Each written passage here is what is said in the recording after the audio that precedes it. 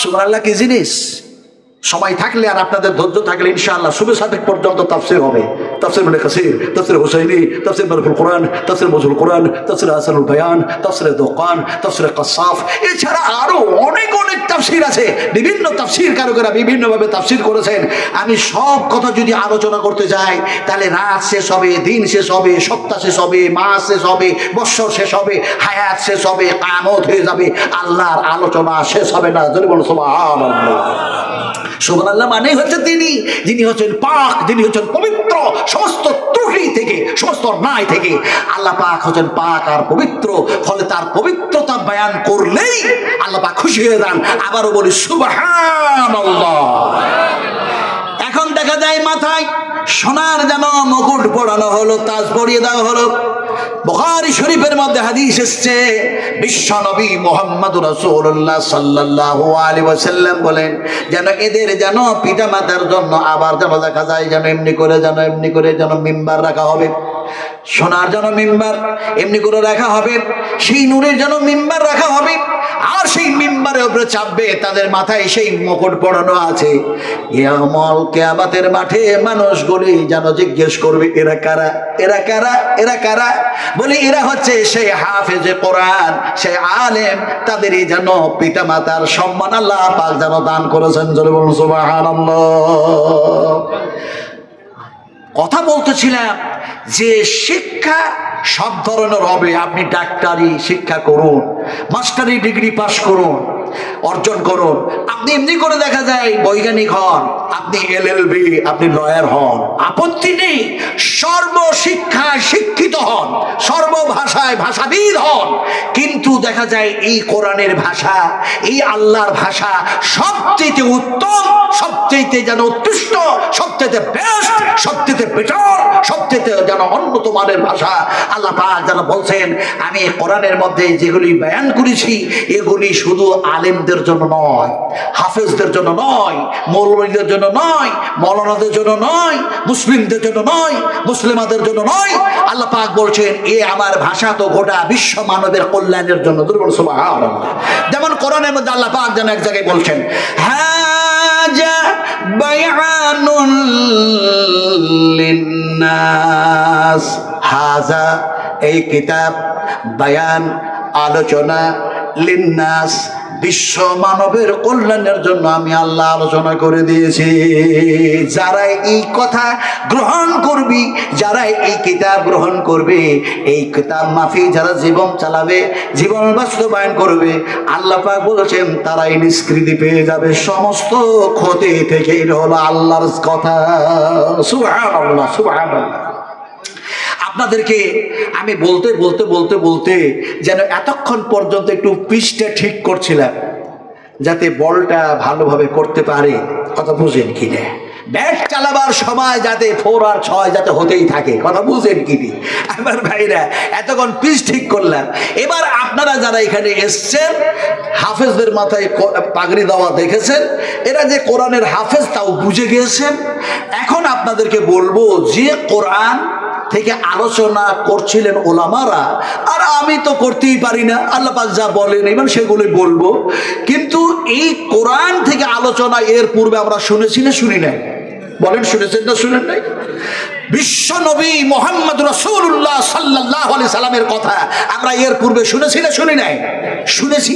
কিন্তু এত শুনলাম, শোনার পরেও তো আমাদের পরিবর্তন আসা দরকার ছিল। কিন্তু আমাদের পরিবর্তন কি এসছে? এসছে? হ্যাঁ ইয়া না বলুন। আসে নাই তো? আসে নাই। না আসার কারণ কি?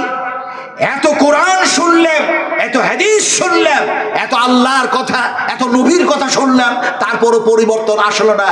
তার কারণ অনেক কিছু, কিন্তু তার কারণের মধ্যে একটা কারণ হচ্ছে এই যুগ হচ্ছে যান্ত্রিক সভ্যতার যুগ, এই যুগ হচ্ছে সায়েন্সের যুগ, এই যুগ হচ্ছে বৈজ্ঞানিকের যুগ, এই যুগ হচ্ছে কম্পিউটারের যুগ, এই যুগ হচ্ছে ডিজিটালের যুগ, এই যুগ হচ্ছে যেন মোবাইলের যুগ। আসলে কোরআন থেকে ঈমানটা চলে গেছে মোবাইলের উপরে। কেমনে? নবীজি বলেছেন 70,000 ইহুদি তোমাদের এই কোরআনের উপরে বিশ্বাস যাতে না থাকে, এই বিশ্বাসটাকে নষ্ট করার জন্য তারা যেন দাজ্জালে পরিণত হবে। আসলে দাজ্জাল হবে না। তার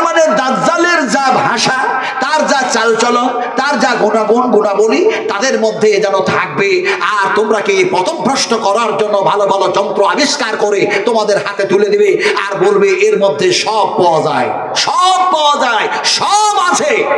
নবীজি বললেন, আর আমি নাজমে আলম চ্যালেঞ্জ করতা হুঁ, চ্যালেঞ্জ করতা হুঁ, চ্যালেঞ্জ করতা হুঁ সেই সমস্ত বৈজ্ঞানিকদেরকে যে যদি মোবাইলে সব অ্যান্সার পাওয়া যায় তাহলে মোবাইল আমাকে এক্ষুনি দেখায় দাও, কিয়ামতের মাঠে আল্লাহ সুবহানাহু ওয়া তাআলা আমার ডান হাতে আমলনামা দিবে না বাম হাতে আমলনামা দিবে, আমি এক্ষুনি দেখতে চাই। দেখাতে পারবে?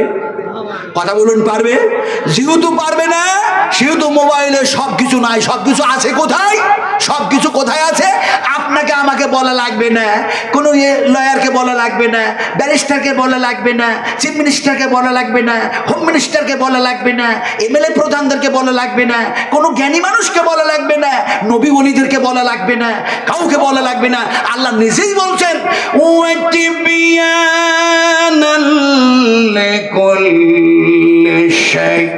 আমি আল্লাহ রাব্বুল আলামিন এই কিতাবের মধ্যে, কোরআনের মধ্যে সব যেন ঢোকায়া দিয়েছি, সব বলে দিয়েছি, সব আছে, সব যেন পেয়ে যাবে। জোরে বলুন সুবহানাল্লাহ। ঈমান ছিল কোথায়, গেল কোথায়? সব আছে কোরআনের ভিতরে, আমাদের ঈমান গেল মোবাইলের ভিতরে। কথা বুঝেন কি আমার ভাইরা, শোনা টুরা না। এখন কারণ অনেক কিছু থাকতে পারে, এগুলি একটা কারণ বললেন। সবচেয়ে মারাত্মক কারণ হচ্ছে যেটা, সেটা হচ্ছে আমাদের পরিবর্তন আসলো না। আমি এক্সাম্পল দিয়ে বোঝাবো, এই জন্য এক্সাম্পল দেব। এখানে অনেক মানুষ আছেন, আর এটা হচ্ছে সিটি টাউন, এটা সিটি টাউন। যেমন সেদিন আমি বক্তব্য রাখছিলাম আপনার রাজারহাট নিউ টাউন, আপনার চীনা পার্ক, তারপর ইকো পার্কের পাশে মদিনাতুল হজ হাউস, মোহাম্মদপুর, ইত্যাদি ইত্যাদি ইত্যাদি ইত্যাদি। আলহামদুলিল্লাহ, ফলে এটা একটা সিটি টাউন। ফলে যেন আমি বলতে চাই, উদাহরণ দিয়ে, এক্সাম্পল দিয়ে আমি বুঝাতে চাই যে আমাদের পরিবর্তন আসলো না কেন। বুঝাই, এমনি করে বুঝাই। একটি ফ্যাট মানুষ, একটি মোটা মানুষ, দয়া করে কেউ মোটা মানুষ থাকলে আবার রাগ টাগ করেন না আমার উপরে। আমি সেদিন আপনার বক্তব্য রাখছিলাম কোথায় যেন, আপনার এই ঘাটালে, ঘাটাল ঘাটাল ঘাটাল তো আপনারা চিনেন নাকি? মেদিনীপুর চিনেন না? আমি যখন ঈশ্বরচন্দ্র বিদ্যাসাগরের বাড়ি গেলাম এই গত বছরে, আমি হজ করে আসলাম এই বছরে, আর আমি গেলাম আপনার 23-24 আসলাম হজ করে। তো ওখানে গেলাম ঈশ্বরচন্দ্র বিদ্যাসাগরের বাড়ি, তারপরে যে জায়গায় যেন ক্ষুদিরামের ফাঁসি হয়েছে সেই জায়গা দেখার জন্য সেখানকার মানুষেরা আমাকে নিয়ে গেলেন। যাক, ওই হাবিজাবি কথা বলে আমি সময় নষ্ট করবো না। এখন সেখানে গিয়েছিলাম, তো সেখানে যাওয়ার পরে যিনি আমাদের দাওয়াত দিয়ে নিয়ে গেছেন তিনি খুব মোটা মানুষ, তিনি খুব ফ্যাট মানুষ। তো আমি যখন ওখানে একটা এক্সাম্পল দিতে গেলাম এই বলে, তো উনি আমাকে বললেন, হুজুর আপনি ওয়াজ শুরু করলেন আমাকে দিয়ে, আপনার চোখে কি আমি ধরা পড়লাম, আর কোনো মানুষ ছিল না? আমি তারে বললাম, ভাই আপনার ইলম কতটা? আমি বললাম আপনার জ্ঞান কতটা? উনি আরো রাগ করলেন আমার উপরে, যারে আমি এত ভালোবেসে মহব্বত দিয়ে দাওয়াত করে নিয়ে আসলাম, তিনি বলছেন আমার জ্ঞান কতটা। আচ্ছা আপনারা বলুন, মানুষের জ্ঞান কি কম? রকেট আবিষ্কার করলো, জাহাজ আবিষ্কার করলো, ট্রেন আবিষ্কার করলো, অগ্নি ক্ষেপণাস্ত্র আবিষ্কার করলো, কত জ্ঞান। আর আল্লাহ বলছে তোমাদের জ্ঞান যত সামান্য জ্ঞান। জোরে বলুন সুবহানাল্লাহ। কেমনে বলছেন? আল্লাহ পাক বলছেন, ওমা উতিতুম মিনাল ইলমি ইল্লা কালিলা। আল্লাহ বলছে একটু জ্ঞান দিয়েছে আর ব্যাগের মতো শুধু জমাচ্ছিস, এই করেছিস সেই করেছিস, কি করেছিস? কিচ্ছু করিস নাই। কথাটা বলতেছিলাম, সভাপতিকে বললাম, সভাপতি সাহেব আপনি যে জ্ঞান দিয়ে বুঝছেন না ওই জ্ঞানটা যত সামান্য, একটু খামোশ, একটু চুপ করুন। আমি মুসাফির, রাসূলুল্লাহ বলেছেন মুসাফিরের যথাযথ সম্মান করো, যদি আপনি সম্মান না করেন রাসূলকে ইনকার করা হবে। যদি বলুন সুবহানাল্লাহ। সভাপতি সাহেব বললেন, হুজুর আমি আর একটু কিছু বলবো না, আপনি যে বিহারি মানুষ, কোথা থেকে কথা বলেন, মনে হচ্ছে এই প্রশ্নের উত্তর আমার কাছে আর নাই। তো এখানে দয়া করে কেউ যদি মোটা মানুষ থাকেন, যেহেতু এক্সাম্পল দিতে যাচ্ছি, দয়া করে কেউ রাগ টাগ করবেন না, আগে ক্ষমা চেয়ে দিলাম। এখন কথাটা বলছিলেন কি, একটা ফ্যাট মানুষ, একটা মোটা মানুষ, তার উঠতে বসতে চলতে ফিরতে সদা সর্বদাই কষ্ট হয়। এখন এই কষ্ট সহ্য করতে না পেরে এক ডাক্তারের কাছে গেছে, গিয়ে বললো, স্যার আমি হেভি ফ্যাট হয়ে গেছি, মোটা হয়ে গেছি, আমার সর্ব বিষয়ে সর্ব কাজে যেন কষ্টকর মনে হচ্ছে। তো আমার শরীরের পরিবর্তন কিভাবে আসবে একটু দয়া করে আপনি ওষুধও দেন, সাজেশনও দেন, কি হবে কি করলে যাতে আমার পরিবর্তন শরীরে আসে। ডাক্তার তার কথা শুনে জিজ্ঞেস করলেন যে তুমি যে এত মোটা হয়েছে তো খাবার কি খাও? আপনারাকে জিজ্ঞেস করি বহরমপুরের মানুষ, আপনারা বলুন খাবার খেয়ে এসছেন না খান নাই? গতকালকে তো খেয়েছেন, দুপুরবেলা তো খেয়েছেন, তো বলুন যে খেয়েছেন না খান নাই? কোন হাতে খেয়েছেন? এই হাতে নেই হাতে? একটু ভালো করে বলুন, ভালো করে মাথা ঠান্ডা করে বলুন, কোন হাতে খেয়েছেন? এই ডান হাতে খেয়েছেন তো? আর আল্লাহ চ্যালেঞ্জ করছেন, আরে বলছেন এই হাতটাকে আমি প্যারালাইসিসে পরিণত করে দিলাম, খাবে কোন হাতে? বলে বাম হাতে। বাম হাতটারও যেন প্যারালাইসিস করে দিলেন, খাবেন কোন হাতে? বলে স্ত্রী খাওয়াবে। বলে স্ত্রীকেও প্যারালাইসিস করে দিলেন, খাবেন কি করে? বলে পিতা খাওয়াবে, মাতা খাওয়াবে, পাড়ার মানুষ খাওয়াবে, গ্রামের মানুষ খাওয়াবে, পৃথিবীর মানুষ খাওয়াবে। গোটা পৃথিবীর মানুষগুলিকে আল্লাহ পাক যেন পঙ্গ করে দিয়ে যেন প্যারালাইসিসে পরিণত করে দিলেন। এবার কোন হাতে খাবেন আপনারা বলবেন? এতক্ষণ বললেন ডান হাতে খেয়েছে, এবার কি করে খাবেন? আল্লাহ খাওয়াবে। এতক্ষণ বললেন না কথাটা, বলে ডান হাতে খেয়েছি, কথা বুঝছেন কি নিয়ে? আল্লাহ পাক বলছেন তোমরা ডান হাতে খাও নাই, তোমার মা খাওয়াই নাই, তোমার বাবা খাওয়াই নাই, পৃথিবীর কোনো মানুষ খাওয়াই নাই, তুমি নিজেও খাও নাও। আল্লাহ পাক যেন বলেন হুয়া ইউতইমুনি ওয়া ইয়াসকিন ওয়া ইযা মারিজতু ফাহুয়া ইয়াশফিন। আল্লাহ সুবহানাহু ওয়া তাআলা বলেন আমি আল্লাহ তোমাদের পানি পান করাইয়া দিয়েছি, খাবার খাইয়ে দিয়েছি, আমি আল্লাহ অসুখ দিয়েছি আর আমি আল্লাহ অসুখ ভালো করে দিয়েছি। এবার বলতে হবে আমরা খেয়েছি না আল্লাহ খাইয়েছে? জোরে বললেন না, জোরে বললেন না, কে খাইয়েছে? সেই আল্লাহ পাক के কথা আমি বলতে বলতে কোথা থেকে কোথায় চলে যাচ্ছি। मुझे मंजूर नहीं है, मुझे मंजूर नहीं है कि मैं तेरे शिकायत करूं, बात ही से बात निकल आती है तो मैं क्या करूं। কুলের কথা খুলে বলার ইচ্ছা করে না, একটি কথা বলতে গিয়ে আরেকটি কথা মনে পড়ে যাচ্ছে, রিমোট নেই, জিভা কন্ট্রোল করতে পারছি না। বলছিলাম ডাক্তার বললেন কি খাও যে এত মোটা হয়েছো? ফ্যাট মানুষটা বলছে স্যার সকালবেলা হলে আমি 8টা রুটি খাই। ডাক্তার বলছে সর্বনাশ, সকালবেলা হলি 8টা রুটি খাও? ডাক্তার সাহেব মনে মনে ভাবলেন যে দুপুরবেলা হতো অনেক দেরি, মনে হয় আরো বেশি রুটি খাবে। তো বলে দুপুরবেলায় কটা খাও? বলছে 8টা খায়। বলে রাত হলে কটা খাও? বলছে 8টা খায়। আপনারা সব জ্ঞানী মানুষ, বুদ্ধিজীবী মানুষ বসে আছেন, হিসাব করে বলুন তো 3 8-এ রুটি খেলো কয়টা? আপনারা হিসাব বুঝলেন না? এই হিসাব বুঝেন না? হিসাব বুঝেন? হিসাব বুঝেন? কেমন বুঝেন আমি জানি না, আপনারা আপনাদের মতো বুঝুন, আপনাদেরকে আমি বুঝাই, এমনি করে বুঝাই। আল্লাহ পাক বলছে اليوم تجزى كل نفس بما كسبت لا ظلم اليوم إن الله سريع الحساب। আপনারা হিসাব বুঝেছেন তো? আর আল্লাহ পাক আপনাদেরকে হিসাব বুঝাচ্ছে, কোন হাতে সুদ নিয়েছো, কোন হাতে বোমা চার্জ করেছো, কোন হাতে নারী ধর্ষণ করেছো, কোন হাতে মদ্যপান করেছো, কোন জায়গায় তাস খেলেছো, কোন জায়গায় ঘুষ নিয়েছো, কোন জায়গায় কি করেছো। তোমার হাত কিয়ামতের মাঠে আল্লাহর সামনে কথা বলবে, জোরে বলুন সুবহানাল্লাহ। হিসাব দিতেই হবে, হবে না? হবে না? আপনারা বলুন, হিসাব করে বলুন 3 8-এ রুটি খেলো কয়টা? 24টা। ডাক্তার বলল বাবা তোমার শরীরের যদি পরিবর্তন আনতে চাও তাহলে খাবারের অঙ্কটা কমায়া দাও। স্যার আমি খাবো কতটা আর কমাবো কতটা? ডাক্তার বলল 24টা রুটির মধ্যে 12টা খাও আর 12টা বাদ দাও।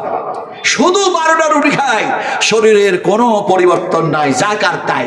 দ্বিতীয়বার আবার ডাক্তারের কাছে গিয়েছে, অনয় বিনয় করে বলে স্যার আমার কোনো শরীরের পরিবর্তন নাই, একটু কোনো পরিবর্তন নেই, দয়া করে একটু ভালো করে সাজেশন দেন, ওষুধ দিন না। ডাক্তার বলে খাচ্ছ কয়টা? বলে ওই যে আপনি বলেছেন 24টার মধ্যে 12টা বাদ দাও আর 12টা রুটি খাও, তাই 12টা খাচ্ছি আর 12টা বাদ দিয়েছি। ডাক্তার বললেন ওই 6টার মধ্যে রুটি, 6টা রুটি খাও আর ওই 12টার মধ্যে আরো 6টা বাদ দাও। এখন শুধু 6টা রুটি খাই, তারপরও পরিবর্তন নাই। তৃতীয় দফাতে অনয় বিনয় করে আজিজে ইনকে শরীর সঙ্গে যেন বলে স্যার আপনার কথা সব মানলাম, একটিও বাদ দেই নাই, একটু কোনো ছেড়ে দিই নাই, ফলে যেন দেখা যায় আমার শরীরের কোনো পরিবর্তন হয় নাই। দয়া করে একটু মেহেরবানি করুন, আমার বড্ড কষ্ট হয়, আমি ফ্যাট মানুষ, মোটা মানুষ বলে, একটু মেহেরবানি করুন। ডাক্তার বললেন যে তুমি এখন রুটি খাচ্ছ কয়টা? বলে 6টার বেশি খাই না। বলে সত্য কথা বলো, সত্য কথা, সত্য কথা বলো। এমন সময় দেখা যায় সত্য কথা বলতে গিয়ে সে বলছে, স্যার আমি একেবারে 100% সত্য কথা বলছি, 6টার বেশি রুটি খাই না। আচ্ছা আপনারা বলুন, সত্য কথা বলা ভালো না খারাপ? জি ভালো না খারাপ? আমাদের দেশে একটা যেন কি যেন প্রধানমন্ত্রী আছে না, কি যেন ভালো না, হ্যাঁ কি কি কি নাম? না না ওটা আমি বলবো না, ওটা বলবো না, আমি তো বিহারি মানুষ, আমি আমার ভাষায় বলি কেটলিওয়ালা, চাওয়ালা মানুষ, চাওয়ালা চাওয়ালা কেটলিওয়ালা। সে কি যে বলে, হায় হায় হায় হায়। ও সে বলছে হাতের তালি বাজাও, থালি বাজাও, পূর্ণ থেকে বেঁচে যাবে। কি একটা আশ্চর্য কথা, বলছে থালি বাজাও, তালি বাজাও, করোনা থেকে বেঁচে যাবে, ভ্যাকসিন লাও, করোনা থেকে বেঁচে যাবে। কি যে বলে, হায় হায় হায় হায়, কি যে বলে। এখন দেখা যায় সত্য বলে না মিথ্যা বলে আল্লাহই ভালো জানে, আর সেই জানে। আমি একটা কথা মধ্যে বলে ফেললাম, দুঃখ করলে হবে না। আমরাও এরকম যেন কোনো সময় ঠিক বলি, কোনো সময় ভুল বলি, বলি না বলি না, বলি না বলি না। তো ডাক্তার বলছে সত্য কথা বলো, বলে একেবারে সত্য কথা বলছি, 6টার বেশি রুটি খাই না। ডাক্তার বললেন সত্য কথা বলতে জিজ্ঞেস করছি যে তুমি এমনি করে রুটির সংখ্যাটা কমিয়েছো, রুটির সংখ্যাটা কমিয়েছো না আটার সংখ্যা কমিয়েছো, কোনটা করেছো? তো ফ্যাট মানুষটা বলছে, স্যার স্যার স্যার আমি আপনার কথা মোতাবেক রুটির সংখ্যা কমাতে কমাতে কমাতে কমাতে কমাতে কমাতে মাত্র 6টা রুটি খাই ঠিক, কিন্তু এর পূর্বে যে 24টা রুটি খাচ্ছিলাম, ওই 24টা রুটিতে যত কেজি আটা লাগে সব আটা ওই 6টা রুটিতে দিয়ে খেয়েছি। ডাক্তার বললেন বেওকুফ কোথাকার, তাহলে আমার সাইসেন কোথায় মেরেছিস? তুই তো সব আটার সব রুটি খেয়েছিস, তোর শরীরের পরিবর্তন আসবে কি করে? আজকে মুসলমানদের অবস্থা, আমাদের অবস্থা তাই হয়েছে। আজকে কাশিমি সাহেবের মুখ থেকে ওয়াজ শুনি, তারপরে নাদভি সাহেবের মুখ থেকে ওয়াজ শুনি, তারপরে দেখা যায় মাক্কি সাহেবের মুখ থেকে ওয়াজ শুনি, তারপরে মাদানী সাহেবের মুখ থেকে ওয়াজ শুনি, কত যে হুজুরের মুখ থেকে ওয়াজ শুনি। ওয়াজ শুনতে শুনতে আর বলতে বলতে আমাদের সময় আয়ু শেষ হয়ে গেল, কিন্তু আমাদের দেখা যায় পরিবর্তন আসলো না। তার মানে ইমানটাকে ঠিক করতে পারলাম না।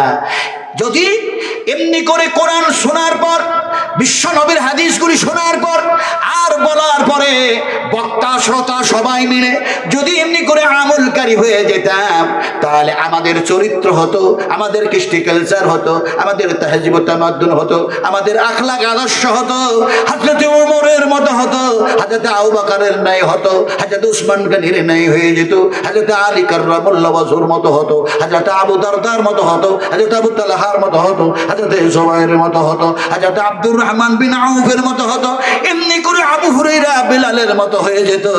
কারণ কোরআন দিয়ে আর হাদিস দিয়ে তাদের জীবনের শুধু পরিবর্তন নয়, জান্নাতে যাওয়ার জন্য রাস্তা তৈরি হয়ে গেছে।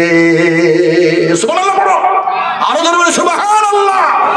বিশ্ব মানবের কল্যাণের জন্য, যার জন্যই আল্লাহ পাক এই কোরআন নাজিল করেছেন। আরে আমার পেয়ারা ভাইরা, আমার সোনার টুকরারা, আমার মায়েরা, আমার বোনেরা, মুর্শিদাবাদের মানুষেরা, বিশ্বাস করুন, বিশ্বাস করুন, আমার আল্লাহ বড় হচ্ছেন, অত্যন্ত দয়ালু, দয়াবান। তিনি হচ্ছেন রহমান, তিনি হচ্ছেন রহিম।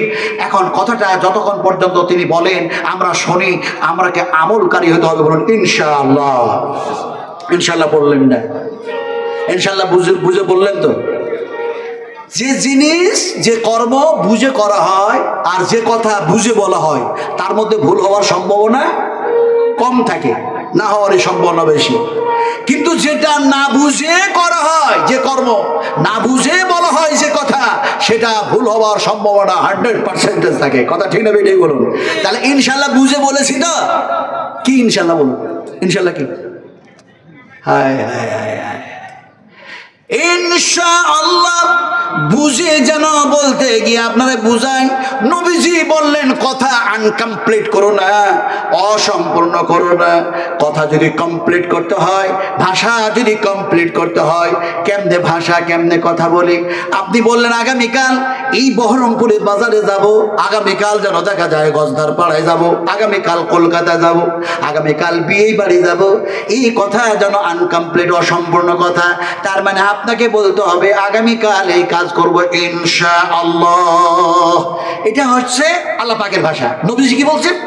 এমনি করে নবীজি বললেন, এমনি করে ভাষা কমপ্লিট হলো।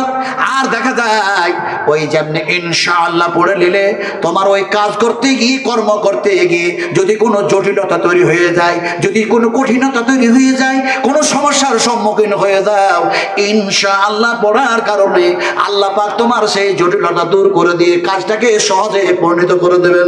সুবহানাল্লাহ। নবীজি বললেন কথা হলো কমপ্লিট, আর জটিলতা আল্লাহ পাক দূর করে দিলেন। সুবহানাল্লাহ। ইনশাআল্লাহ পড়লে কঠিন কাজকে আল্লাহ পাক সহজে পরিণত করে দেবেন।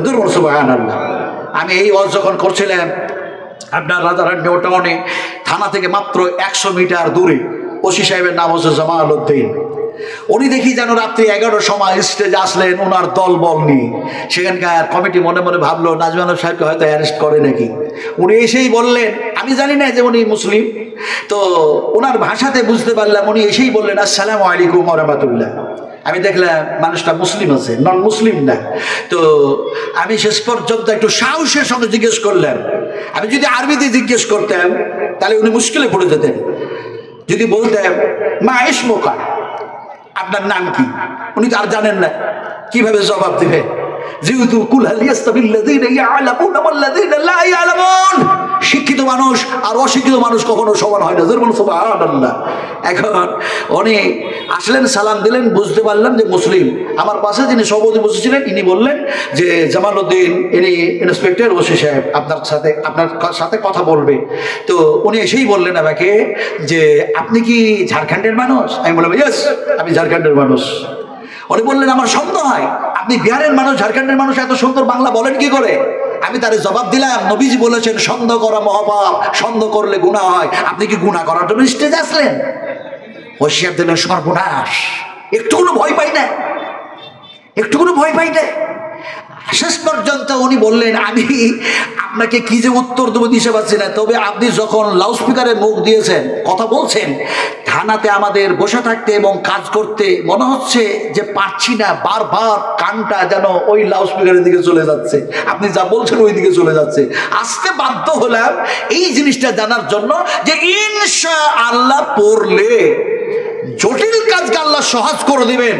তাহলে আমি ওসি সাহেব থানাতে বসে বসে ইনশাআল্লাহ পড়বো, আর আল্লাহ আসামি ধরাটাকে আমার জন্য সহজ করে দিবেন। আমি মনে মনে বললাম কোন খেপার খেপা, কোন খেপার খেপা, হায় রে খেপা। খেপা কি আর গাছে ধরে? আচ্ছা আপনারা বলুন তো খেপা কত প্রকারের হয়? অনেক, বিভিন্ন রকমের। ঠিক বলেছেন আপনি, বিভিন্ন রকমের। না, বিভিন্ন রকমের হয় না। খেপা হয় দুই ধরনের, পাগল হয় দুই ধরনের।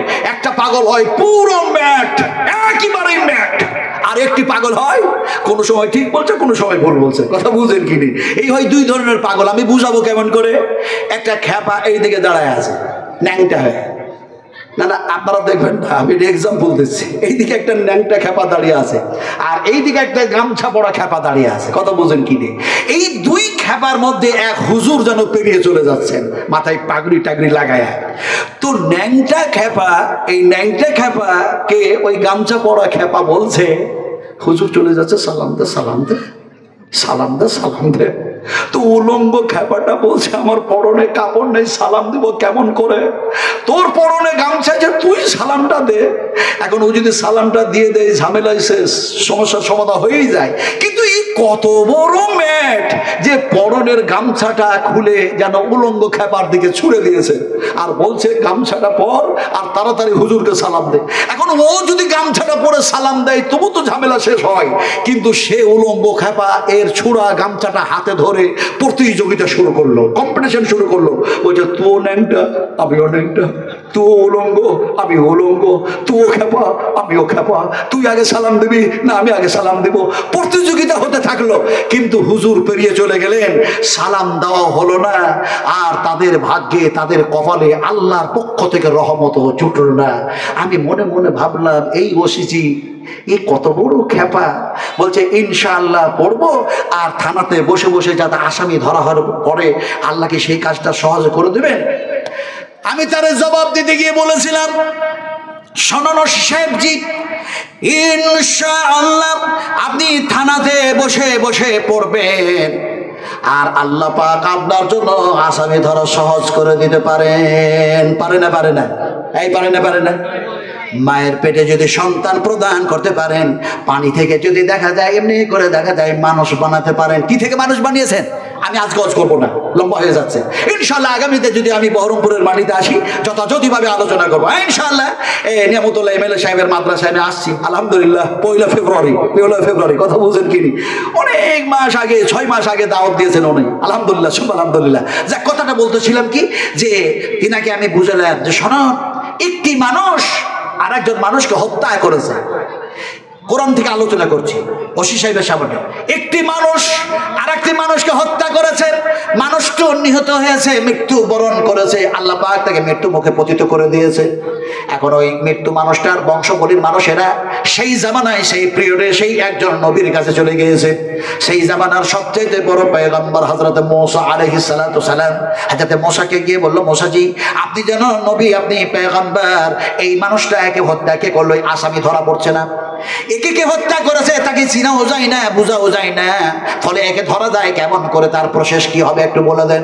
হযরত মূসা আলাইহিস সালাতু সালাম বললেন, একটি গরু জবা করো গা, একটি গরু জবা করো গা। এমন সময় তারা বলল গরু জবা করব, কিন্তু গরুটার রং কেমন হবে, শিং কেমন হবে, লেজ কেমন হবে, বয়স কেমন হবে। যত বারবার প্রশ্ন করেছিল তত জটিল থেকে জটিল তারা সমস্যার সম্মুখীন হয়েছিল। কিন্তু দেখা যায় যখন বললেন গরুটার কালার, গরুটার রং কেমন হবে, এমন সময় বললেন গরুটা বলদ হলেও হবে না, সেটা গাভী হওয়া লাগবে, গাই হওয়া লাগবে। আর দেখা যায় সেটা যেন সাদা হলেও হবে না, লাল হলেও হবে না, সেটা যেন নীল রঙের হওয়া লাগবে। এমন সময় সেই ধরনের নীল গাভী খুঁজতে খুঁজতে হয়রান পরেশান, আর যেন তারা সেই ধরনের গাভী গাই খুঁজে পাচ্ছে না। শেষ পর্যন্ত তাদের মধ্যে কেউ বলল ইনশাআল্লাহ আগামীকাল পেয়ে যাব। আল্লাহ পাক সহজ করে দিলেন, নীল গাভী তারা পেয়ে গেল, জবা করলো, গোস্ত যেন মৃত্যু মানুষের গলায় ঠাকায় দিল, মানুষটি আল্লাহর হুকুমে জীবিত হয়ে গেল। আর জীবিত হয়ে যাওয়ার পরে তাকে কে হত্যা করেছে তার নাম যেন সে বলে দিল। তারপরে আল্লাহর হুকুমে সে আবার যেন মৃত্যু মুখে পতিত হয়ে গেল, আসামি ধরা পড়ে গেল। আর ইনশাআল্লাহ পড়ার কারণে জটিল কাজ যেন তাদের জন্য সহজটাও হয়ে গিয়েছিল। ওসি সাহেব বুঝে এসছে, বলে আমি আপনার কথা শুনলাম ঠিক, কিন্তু আমি আমার প্রশ্নের উত্তর পাই নাই। আমি বলেছি থানাতে বসে বসে ইনশাআল্লাহ পড়বো, আর আসামি আল্লাহ ধরিয়ে দিতে পারবেন তো? আমি গাই খুঁজবো না, আমি গরু খুঁজতে যাব না, আমি অত কালারিং দেখতে যাব না, ইনশাআল্লাহ পড়বো, আর আসামি যাতে ধরা পড়ে যায়, সহজ হয়ে যায়। আল্লাহ এটা পারবে তো? আমি বলে হ্যাঁ পারবে। আপনি যদি শর্ত হচ্ছে, আপনি যদি সেই এক আল্লাহর প্রতি বিশ্বাস স্থাপন করেন, আর যদি নবীর প্রতি ঈমান এনে থাকেন, কোরআনের প্রতি যদি ঈমান থাকে, আর একটা কথা হচ্ছে শর্ত যেটা হলো সেটা হলো এইটা, আপনি যদি ঘুষ না খান। আপনাদের এলাকার তো ওসি সাহেবেরা ঘুষ টুস খায় না? হ্যাঁ খায়। আপনারা ভয় পাচ্ছেন মনে মনে, কে জানি অ্যারেস্ট হলো কি হলো, হলো কি হলো, হলো কি হলো। আরে ভাই, এক আল্লাহর কথা বলতে গিয়ে, নবীর কথা বলতে গিয়ে কেউ যদি জেল খাটে, সেটা ইবাদতে পরিণত হয়ে যাবে, আল্লাহ ইবাদতে পরিণত করে দিবেন, আর এক সুন্নাত আদায় হয়ে যাবে। হযরত ইউসুফ আলাইহিস সালাম জেল খেটেছে না? এই একটু যদি কথা বলুন, জেল খেটেছে না? কথা বলতেছিলাম। এখন দেখা যায় তাইনাকে বললেন, যদি আপনি সুদ না খান, ঘুষ না নেন, আপনি যদি মিথ্যা কথা না বলেন, এক কথায় যদি আপনার আখলাক, আপনার আদর্শ, আপনার চরিত্র, আপনার কৃষ্টি কালচার যদি কোরআন মাফিক হয়ে যায়, ইনশাআল্লাহ পড়বেন, আল্লাহ পাক আপনার জটিলতা দূর করে দেবে, আসামি ধরিয়ে ইনশাআল্লাহ। আমি তারে বললাম, শোনো, এটা যেন সূরা বাকারার মধ্যে দেখা যায় এই ঘটনা এসছে। বাকারকে মানেই হলো গাভী, বাকারকে মানেই হলো গরু, বাকারকে মানেই হলো যেন বলো, ইত্যাদি ইত্যাদি। আর দেখা যায় ইনশাআল্লাহ এটা আল্লাহ পাকের ভাষা, আপনি যতবার পড়বেন নেকি পেয়ে যাবেন। জোরে বলুন সুবহানাল্লাহ, একটু জোরে বলুন সুবহানাল্লাহ। যেমন কোরআনের মধ্যে এক জায়গায় এসেছে ইনশাআল্লাহু মিনাস সাবিরিন ফালাম্মা আসলামা ওয়া তাল্লাহু লিল জাবিন ওয়া নাদাইনাহু ইয়া ইব্রাহিম। আমি এই শব্দগুলি দিই, এই আয়াতগুলি দিই যেন হযরত ইব্রাহিম আর ইসমাইল আলাইহিস সালামের ওয়াকিয়া বর্ণনা করতে চাইছি না। ইনশাআল্লাহ এটা যে আল্লাহ পাকের ভাষা, এটা যে কোরআনের মধ্যে আছে, তাই আপনাদের সামনে পরিবেশন করে শোনালাম। আপনাদেরকে বলতে চাইলাম ইনশাআল্লাহ পড়লে আল্লাহ আমল করাটাকে আমাদের জন্য জটিল না করে সহজ করে দেবেন। ফলে আবারও বলেন ইনশাআল্লাহ।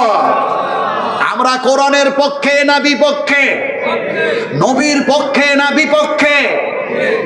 দেখুন, পক্ষে এই কথা বলা সহজ, কিন্তু কাজ করা অত সহজ না। একটু ছোট্ট কাজ করে দেখি পারেন কিনা আপনারা করতে।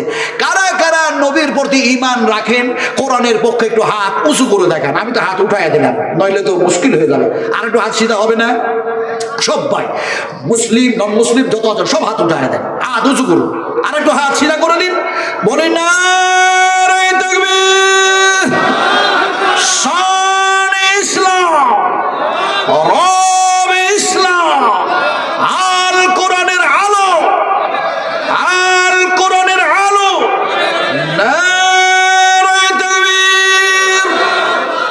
নিচু করে দিন। আচ্ছা, হাত যে উঁচু করলেন, বুঝে করলেন না বুঝে করলেন আল্লাহ জানে। কিন্তু কোন যদি মুফতি সাহেব জিজ্ঞেস করে ওয়াজ শুনতে গিয়ে হাত কেন উঁচু করেছিলেন, মুশকিলে পড়ে যাব। কোনো যদি আলেম জিজ্ঞেস করে তাও মুশকিলে পড়ে যাব। এখন দেখা যায় মুশকিলে কেন পড়বো? ফতোয়ার অভাব নেই রে ভাই, আলেমের অভাব নাই, পণ্ডিতের অভাব নেই, সাধুর অভাব নেই, কিন্তু আমলের অভাবটা থেকে গেছে।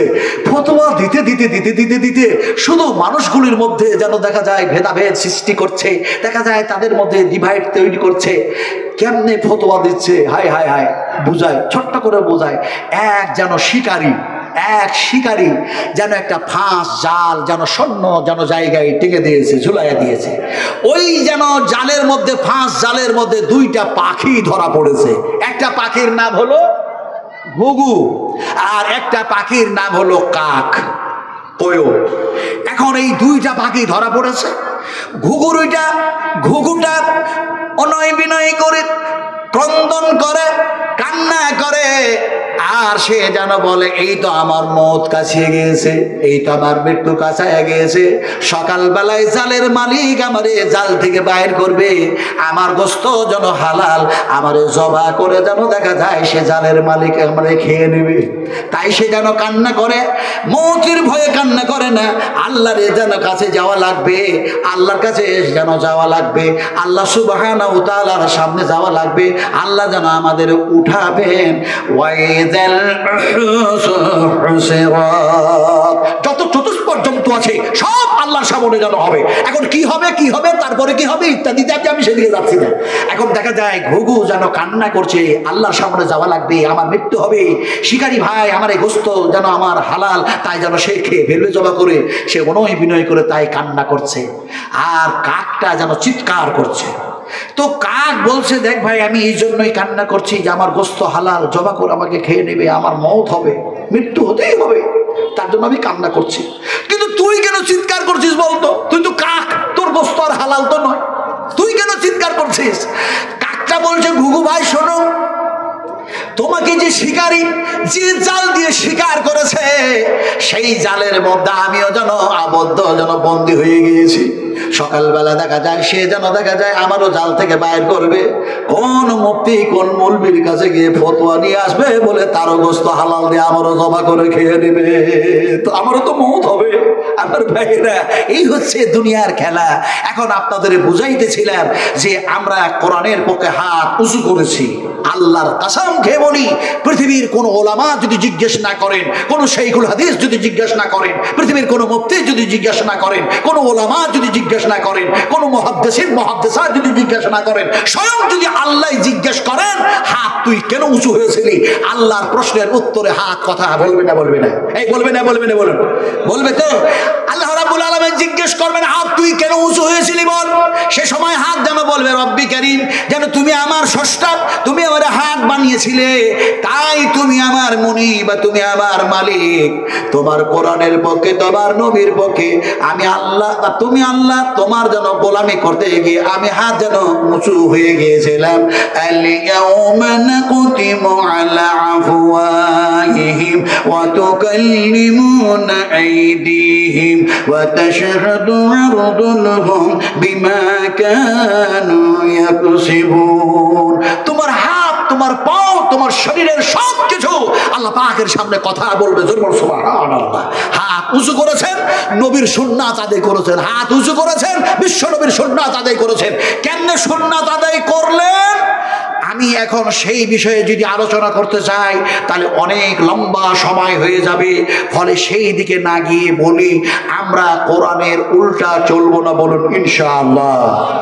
আমরা নবীর উল্টা চলবো না, বলুন ইনশাআল্লাহ। উল্টা একটা ভাষা বলে ফেললাম, বিহারি মানুষ তো ভাই। উল্টা আপনারা উল্টা টুল্টা বলেন তো নাকি? উল্টা তো উল্টার বিপরীত কি? হ্যাঁ, আমাকে একটু শেখান, আমি তো বিহারি মানুষ। উল্টার বিপরীত সোজা। সোজা ওই সিধা যেটা নাকি? হ্যাঁ, সোজা সিধা যেটা আপনারা বুঝলেন, ভালোই বুঝেছেন। বিশ্বনবী সোজা কি বুঝাচ্ছেন শোনন, এমনি করে যেন উল্টার বিপরীত নবীজি কি বুঝাচ্ছেন। বুখারী শরীফের হাদিস। সাহাবা কেরামেরা আপনাদের মতো বসে আছেন, রাসূল আকরাম সাল্লাল্লাহু আলাইহি সাল্লাম যেন একটা সিধা যেন দাগ টানলেন, আর সোজা দাগ টানার পরে সেই দাগের ডান দিকে বাম দিকে ছোট ছোট ছোট ছোট দাগ টেনে দিলেন। আর নবীজি বললেন হাযা সিরাতুন মুস্তাকিম। হে পৃথিবীর মানুষেরা, নবীজি বলতেন ও পৃথিবীর মানুষেরা, তোমরা যদি এই সোজা পথে জীবন বাস্তবায়ন করো তাহলে তোমাদের থাকার গন্তব্যস্থল হবে বেহেশত, স্বর্গ। আর ডান দিকে বাম দিকে যত দাগগুলি টানলাম এইগুলো হচ্ছে যেন পথভ্রষ্ট পথ, ফলে এই দিকে যদি চলাফেরা করো তাহলে তোমাদের থাকার গন্তব্যস্থল হবে জাহান্নাম। নবীজি এটা বুঝালেন সোজা। এবার আপনারাকে আমি যুক্তি দিয়ে বোঝাই। এই হচ্ছে 34 নম্বর জাতীয় সড়ক, এই যে রাস্তা, এই রাস্তা দিয়ে একটা 22 চাকা অথবা 28 চাকার একটা লরি, এটাকে ধরুন আর উল্টায় দেন, উল্টায় দেন। বডিটাকে একইবারে দেখা যায় নিচু দিকে করে দিলেন চাকাগুলি, আর যেন ইঞ্জিনটাকে যেন অপর দিকে করে দিয়েছেন। গোটা পৃথিবীর সমস্ত ড্রাইভারগুলিকে একত্রিত করুন, আর ড্রাইভারগুলিকে একত্রিত করে বলুন তোমাদের যা যোগ্যতা আছে, অভিজ্ঞতা আছে, এক্সপিরিয়েন্স আছে সব লাগায়া দাও, আর উল্টা গাড়িটাকে একটু চালায়া দেখাও। কে কে পারবে? কোন ড্রাইভার পারবে? পারবে? পারবে না তো? আল্লাহ পাক বলছেন তোমরা যদি আমি আল্লাহর সংবিধানের উল্টা চলো, তাওহীদুর রিসালাতের উল্টা চলো, আমি বিশ্ব নবী মুহাম্মদ রাসূলুল্লাহ সাল্লাল্লাহু আলাইহি ওয়াসাল্লামকে তোমাদের কাছে মাহবুস করেছি, তার থিওরি অনুযায়ী যদি জীবন চালাও তাহলে আমি আল্লাহ কিয়ামতের মাঠে তোমাদের উল্টায়া দেব। তার মানে দেখা যায় তোমাদের পা দুটো উপর দিকে আর মুখমণ্ডল উপরে ভর দিয়ে যেন দাঁড় করায়া দেব। শুধু দাঁড় করায়া দেব না, বরং যেন ঠোঁটের উপরে ভর দিয়ে, মুখের উপরে ভর দিয়ে আমি আল্লাহ হাঁটায়া চালায়া জাহান্নামের মধ্যে নিক্ষেপ করে দেব। নবীজি যখন এই কথা বলছেন সেই মুহূর্তে, সেই সময় এমন একজন যেন মা বসে আছেন, গোটা পৃথিবীর মুমিনদের মা, গোটা পৃথিবীর যেন মুমিনদের মা, তিনার নাম হলো উম্মাহাতুল মুমিনিন মা আয়েশা সিদ্দিকা রাদিয়াল্লাহু তাআলা আনহা। মা আয়েশা বললেন ইয়া রাসূলুল্লাহ, সারা জীবন এই মানুষগুলি সোজা হয়ে চললো, সিধা হয়ে চললো, তার মানে পায়ের উপরে ভর দিয়ে দিয়ে যেন চললো। এই সিধা হয়ে চলনেওয়ালা মানুষগুলি কিয়ামতের মাঠে তারাকে আল্লাহ পাক মুখের উপরে ভর দিয়ে দাঁড় করায় দিবে, ঠোঁটের উপরে যেন ভর দিয়ে হাঁটায়া জাহান্নামের মধ্যে নিক্ষেপ করে দেবেন। বিশ্ব নবী মুহাম্মদ রাসূলুল্লাহ সাল্লাল্লাহু আলাইহি সাল্লাম বললেন, আয়েশা আশ্চর্য হওয়ার কিছু নাই, আশ্চর্য হওয়ার কিছু নাই। যারা এই দুনিয়ায় পাপ করেছে, অন্যায় করেছে, গুনাহ করেছে, সীমা লঙ্ঘন করেছে, সীমা অতিক্রম করেছে, নবী ছেড়েছে, মসজিদ ছেড়েছে, মাদ্রাসা ছেড়েছে, তাওহীদ ছেড়েছে, আখিরাত ভুলেছে, জাহান্নাম থেকে বেপরোয়া হয়েছে, এক আল্লাহ থেকে বেপরোয়া হয়ে গিয়েছে, অবশ্যই তাদের ইন্তেকাম, তাদের ইন্তজাম, তাদের ফলাফল, তাদের রেজাল্ট যেটা আমি বললাম সেটাই হবে। কিয়ামতের মাঠে, হাসরের ময়দানে এটাই যেন হয়ে যাবে। মা আয়েশা টুকরে টুকরে কান্না করতে শুরু করে দিলেন। আর মা আয়েশা কান্না করে বলেন, ইয়া রাসূলুল্লাহ, কোরআনের উল্টা চলতে গিয়ে, নবীর উল্টা চলতে গিয়ে, বিপরীত কাজ করতে গিয়ে যদি এরকমটা হয়ে যায়, তাহলে সেইভাবে আল্লাহ সুবহানাহু ওয়া তাআলা কিভাবে করবেন একটু শোনান। নবীজি সে সময় বললেন, আফামাইয়ামুসি মুকিম্মান আলা ওয়াজহিহি। ওয়াজহুকে মানে হলো চেহারা। কথা বুঝেন কিনি? এত আমি ব্যাখ্যা, এত বিশ্লেষণ করতে পারবো না। কথাটা বলতেছিলাম, সময়ের খুব অভাব। আগামী কালকেও প্রোগ্রাম, তারপর দিন প্রোগ্রাম, তারপর দিন প্রোগ্রাম, প্রতিদিনের জন্য প্রোগ্রাম, আলহামদুলিল্লাহ। ফলে আমি খুব তাড়াতাড়ি যেতে চাই আপনাদের কাছ থেকে। এখন দেখা যায় আলা ওয়াজহিহি আহাদা, আল্লাহ পাক যেন বললেন, ও নবী শোনায়া দাও, পৃথিবীর মানুষগুলিকে বলে দাও, আলা ওয়াজহিহি, এই চেহারার উপরে, এই সিগল সুরাতের উপরে, এই মুখের উপরে শুধু আমি ভর দিয়ে দাঁড় করায় দিব না, এটাকে হাঁটায়া চালায়া জাহান্নামের মধ্যে নিক্ষেপ করে দেব। মানুষগুলি যখন জাহান্নামের মধ্যে যাবেন, নরকের মধ্যে চলে যাবে, দোজখের মধ্যে চলে যাবে, সেই সময় যেন তারা ক্রন্দন করবে আর কান্না করবে। আর তারা যেন বলবে, তাদের ভাষাগুলি কি হবে, সে সময় তারা কান্না করবে, কথাগুলি কি বলবে, কথাগুলি ভাষাগুলি কি আল্লাহ সুবহানাহু ওয়া তাআলা কোরআনের মধ্যে কোট করে দিয়েছেন। আল্লাহ যেন তাদের ভাষা যেন পৃথিবীর মানুষকে শোনাচ্ছেন। এরা কি বলবে শোনো, এরা যেন বলবে, ক্বালু রাব্বানা আমাতনা সানাতাইনি ওয়া আহইয়াতানা সানাতাইনি ফাতারাফনা বিযুনুবিনা ফাহাল ইলা খুরুজিম মিন সাবিল। সাবিলকে মানে হলো রাস্তা, জুনুবকে মানে হলো পাপ। আমি প্রতিটি শব্দের যেন অর্থ করতে যাচ্ছি না, সময় অনেক হয়ে যাবে। তো সাবিল রাস্তা, জুনুব পাপ, তার মানে উল্টা পাপ, গুনাহ, অন্যায় যা কিছু করেছি, এই আল্লাহ ভুল করেছি, এই রব্বি করিম, হি ওয়াহদাহু লা শারীকা লা, আমরা বড় অন্যায় করে দুনিয়ার জমিন থেকে তোমার দরবারে এসেছি মাবুদ, বড়ই যেন ভুল হয়ে গিয়েছে, বড়ই যেন অন্যায় হয়ে গিয়েছে, জুলুম করেছি নফসের উপরে, ফলে জাহান্নামের মধ্যে তুমি পাঠিয়ে দিয়েছো। এই জায়গায় আর বরদাস্ত করতে পারি না, ধৈর্য ধারণ করতে পারি না, ফলে এখান থেকে বাঁচার কোনো পথ আছে কিনা তুমি বলে দাও। আল্লাহ সুবহানাহু ওয়া তাআলা বলবেন, তোমাদের সাথে যা ওয়াদা ছিল সেই ওয়াদা মোতাবেক সেই জায়গায় তোমাদেরকে রাখা হয়েছে। তোমাদের সঙ্গে ওয়াদা ছিল, যদি নবীর উল্টা চলো, কোরআনের উল্টা চলো, আমি এক আল্লাহর সংবিধানের উল্টা চলো, তাহলে জাহান্নামে যেন থাকা লাগবে, সেটাই যেন তোমাদের সঙ্গে ওয়াদা ছিল। হাজিহি জাহান্নামুল্লাতী কুনতুম তুআদুন, ওয়াদা করেছিলাম, প্রতিশ্রুতি দিয়েছিলাম এখানে থাকার, তাই তোমাদেরকে এখানেই যেন পাঠিয়ে দেওয়া হয়েছে। যদি বলি আল্লাহু আকবার, এটা যদি বলি আল্লাহু আকবার। আমি বুড়ো মানুষ যত জোরে আল্লাহু আকবার বলে, ছেলেরা, ও যুবকেরা, ও তরুণের দলেরা, আমার নবীজিকে সাহায্য করেছেন, যুবকের দলেরা একটু জোরে বলুন আল্লাহু আকবার, আরো জোরে বলুন আল্লাহু আকবার। আল্লাহ হোসেন মহান, আল্লাহর সর্বক আকাশে জমিনে আর কেউ নাই। আমি বুড়ো মানুষ একটা শব্দ ব্যবহার করেছি, আপনাকে বুড়ো মানুষ বুঝাই। আচ্ছা, এই দাড়ি কিসে পেকেছে? হ্যাঁ, আমাদের দাড়ি পাকলো কিসে? হ্যাঁ, বয়সে। আশ্চর্য মানুষ বলছে বয়সে পেকেছে। আরে ভাই, যার বয়স হয়নি, এখন দেখা যাচ্ছে কিছু ছোট ছেলে তাদেরও মাথার চুল পেকে গেছে, তাহলে ওদেরও বয়স হয়ে গেছে। কি আমাদের ধ্যান, কি আমাদের ধারণা, কি আমাদের যেন কি কি বলে কি জানি, আল্লাহ জানে। শুনুন, বুখারী শরীফে হাদিস শোনা, দাড়ি পাকলো কেন? নবীজি বলছেন, আল্লাহর কসম কে বলি, পৃথিবীতে এমন কোন শাইখুল হাদিস নেই যে বলবে যে নাজমালাম যেটা বলে গেছে সেটা হাদিসটা একেবারেই ভিত্তিহীন। এই বলার সাহস কাউকে কলিজাতে ক্ষমতা নাই। কথা বুঝেন কি রে? বিশ্বাস করুন, বুখারী শরীফের হাদিস, উম্মাহাতুল মুমিনিন মা আয়েশা বলছেন, ইয়া রাসূলুল্লাহ, বয়সের কারণে কি আপনার এই দাড়িগুলো পেকে সাদা হয়ে গেল, মাথার চুলগুলো কি পেকে সাদা হয়ে গেল বয়সের কারণে? নবীজি বলছেন, লা লা লা না না না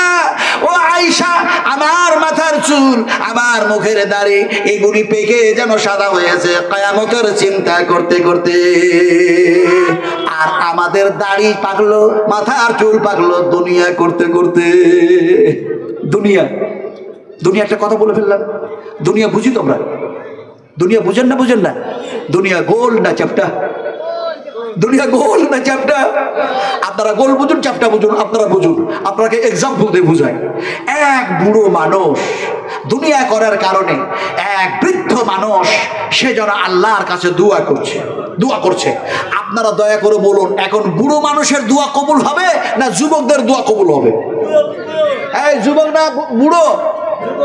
যুবক। ও হাদিস জানা আছে যে যৌবনকালের ইবাদত আল্লাহ পাকের কাছে বেশি গ্রহণযোগ্য। হ্যাঁ, এই হাদিস জানা আছে আপনাদের। কিন্তু ওই যৌবনকালটা আমি বুড়ো মানুষ তো পার করে এসেছি, কিন্তু এ সময় ওই যুবকের দোয়া নয়, ওটা ছিল ইবাদত। দোয়া কবুল হচ্ছে বুড়ো মানুষের। জোরে বলুন সুবহানাল্লাহ। বুড়ো মানুষটা দোয়া করলো, এই আল্লাহ, আমি কোনো মাজারে যাব না, কোথাও যাব না, আকাশে যাব না, চাঁদে যাব না, সূর্যে যাব না, নদে যাব না, খালে যাব না, বিলে যাব না, কোথাও যাব না। তুমি বলেছো উদউনি আস্তাজিব লাকুম, তোমরা আমাকে ডাকো, তোমাদের ডাকে সাড়া দিব। তোমরা আমার কাছে চাও, তোমাদের অভাব মোচন করে দেব। তোমরা আমার কাছে চাও, তোমাদের জীবনের জিন্দেগির গুনাহ মাফ করে দেব।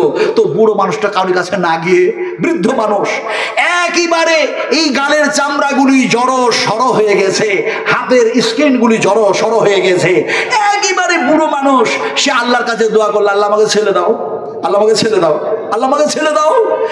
সন্তান যেন দিয়ে দেওয়া হলো, সন্তান সে পেয়ে গেল। বৃদ্ধ মানুষটা খুশিতে আটখানা হয়ে আনন্দিত হয়ে সে এক আল্লাহর প্রশংসা করতে শুরু করে দিল। আলহামদুলিল্লাহিল্লাযী ওয়াহাবা লি আলাল কিবারি ইসমাঈল ওয়া ইসহাক। ইসমাঈলকে পেয়ে গেলেন, ইসহাককে পেয়ে গেলেন, আর যিনি দোয়া করলেন বুড়ো মানুষ তার নাম হলো ইব্রাহিম আলাইহিস সালাতু সালাম। এবার দুনিয়া যে বুড়া করছে ওই বৃদ্ধ মানুষটাকে ঘটনা শোনায়। এক বৃদ্ধ মানুষ ছেলেদের জন্য, মেয়ের জন্য, পোতার জন্য, নাতির জন্য, সকলের জন্য দেখা যায় দুনিয়া করতে করতে করতে করতে একেবারেই বুড়ো হয়ে গেছে। এখন সেই বৃদ্ধ মানুষ বলছে, এই বর্ষার সময় চাষ না করলে আমার জমিগুলি সব যেন পতিত থেকে যাবে। তো ঘাড়ে নিয়েছে নাঙল। আপনারা নাঙল বলেন না হাল বলেন ভাই? হ্যাঁ, নবাব সিরাজুল্লাহ দেশের মানুষ আপনারা। আমি বাংলা, বিহার, উড়িষ্যার নবাব। কথা বুঝেন কিনি? আমি ইতিহাস আজকে বলবো না। মৌলানা ফজল হক খায়রাবাদী, মৌলানা ইয়াহিয়া খান, মৌলানা আবুল কালাম আজাদ, আমি কি বলবো সেই সমস্ত অরঙ্গজেব, আমি কি সেই সব ইতিহাস বলে এই সময় আজকাল মজমুনটাই আলাদা। কথা বুঝেন কিনি? আজকাল স্টেজটাই আলাদা, আমি সেগুলি টেনে আনবো না। কথাটা বলতেছিলাম যে আপনারা হাল বলেন, নাঙলও বলেন, আলহামদুলিল্লাহ, হাইয়াকাল্লাহ, দুটাই বলেন। কবি কিন্তু দুটা বলছে না, কবি বলছে জয়নাল ধরে হাল, অবিনাশ কাটে ঘাস। কথা বুঝলেন কিনি? কবি বলল সর্বনাশ, আমি যেন দেখা যায় জয়নালের নামটা প্রথমে আনলাম, অবিনাশের নামটা পরে আনলাম, তাও ঘাস কাটছে।